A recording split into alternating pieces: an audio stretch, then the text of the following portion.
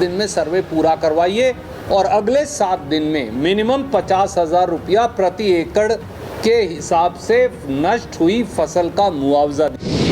पंजाब और हरियाणा का दुर्भाग्य है, 2 चुटकुला मास्टर मुख्यमंत्री बन गए हैं। वो चुटकुले सुनाता है, ये भी चुटकुले सुनाता है। दोनों का कंपटीशन लगा हुआ है। एक को जीजा कह देता है, दूसरा दूसरे को साड़ा कह देता है। और वो ये समझ लें, अगर अगले 30 दिन में उन्होंने नहीं किया, आज तो लोग बाढ़ से ग्रस्त हैं इसलिए हम आंदोलन नहीं कर रहे, नहीं तो एक बड़ा आंदोलन के लिए भी तैयार रहें। पूरा हरियाणा इन दिनों जबरदस्त बाढ़ की चपेट में है। सिरसा से लेकर रोहतक और यमुनानगर से भिवानी तक प्रदेश में नदियों ने त्राहिमाम मचाया हुआ है। हजारों एकड़ क्षेत्र और सैकड़ों गांव जलमग्न हो चुके हैं। इन सब के बीच राज्य में आई इस आपदा को लेकर राजनीति भी गरमाई हुई है। कांग्रेस के राष्ट्रीय महासचिव और राज्यसभा सांसद रणदीप सुरजेवाला इन दिनों बाढ़ग्रस्त इलाकों का दौरा कर रहे हैं। इसी क्रम में उन्होंने कुरुक्षेत्र जिले के शाहाबाद इलाके के बाढ़ प्रभावित क्षेत्रों का दौरा किया और सरकार पर जमकर निशाना साधा। उन्होंने सरकार के सामने प्रभावित किसानों को 50,000 रुपए प्रति एकड़ मुआवजा समेत 10 मांगे रखी। आप पोर्टल खेलना बंद करो। 1 हफ्ते के अंदर तहसीलदार, पटवारी, एसडीएम लगाकर पूरे हरियाणा में नारनौल से लेकर और सरसा तक, इधर यमुनानगर से लेकर और हिसार तक, फतेहाबाद तक, रोहतक तक, भिवानी तक, इन सारे जो 21 के 21 जिले बाढ़ प्रभावित हैं, आप इनका सर्वे करवा के 7 दिन में सर्वे पूरा करवाइए और अगले 7 दिन में मिनिमम 50,000 रुपया प्रति एकड़ के हिसाब से नष्ट हुई फसल का मुआवजा दीजिए। वहाँ ये मुआवजा 1 लाख रुपया प्रति एकड़ हो।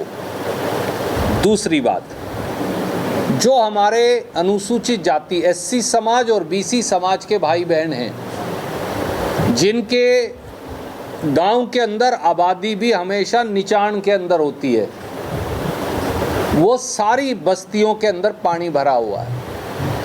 3,000 गांव में अगर पानी है तो एससी बीसी की 5,000 गांव की बस्तियों में पानी है। उनके पास तो ज़मीन नहीं है, वो क्या करें?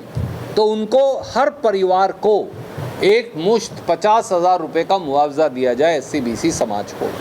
तीसरा, मुख्यमंत्री ये वादा करें प्रांत से कि 15 दिन के अंदर सभी आबादी से, चाहे वो गांव की आबादी हो, कस्बे की हो, शहर की हो, इंजन और मोटर लगाकर पानी की निकासी होगी।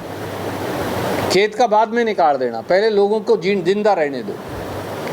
और अगले 15 दिन में खेत का पानी निकालेंगे। 30 दिन में हरियाणा का पूरा बाढ़ का पानी निकाला जाएगा।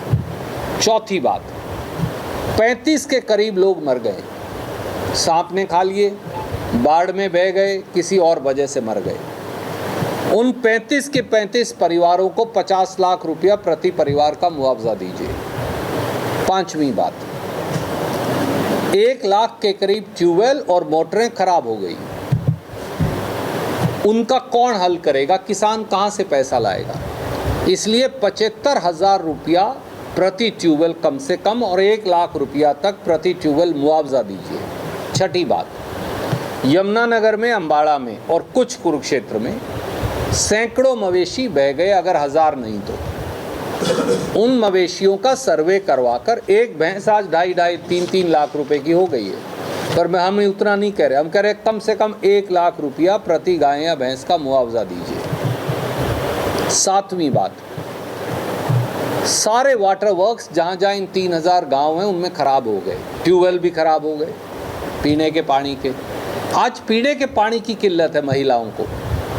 आज तो ये किल्लत भी है, कोई जच्चा बच्चा है, कोई बीमार है, अगर उसे ले जाना पड़े तो ट्रैक्टरों पर ले जाना पड़ता है। सरकार नाम की चीज़ नहीं है, नदारद है।